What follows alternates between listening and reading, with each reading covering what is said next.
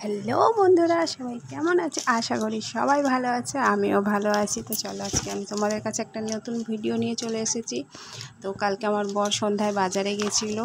তো বাজার থেকে কি নিয়ে এসে শুধু সেটাই দেখায়। প্রথমে আমি এটা দেখাই তোমাদেরকে। এটা লিচু, এইটুখানি লিচুর দাম যেন 150 টাকা। ভাবা চাই, এইটুখানি লিচু দাম নিয়েছে 150 টাকা। তো মেয়ে দুটো খুব বায়না করছিলো লিচু খাবে বলে।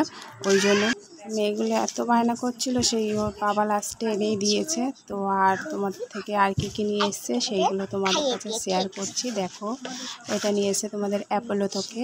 আমাদের যা কিছু মেডিসিন বলো, ফেস ওয়াশ, ব্রাশ টেরা সব কিছু অ্যাপোলো থেকেই আসে। তো কালকেও নিয়ে এসছে ওর বাবা।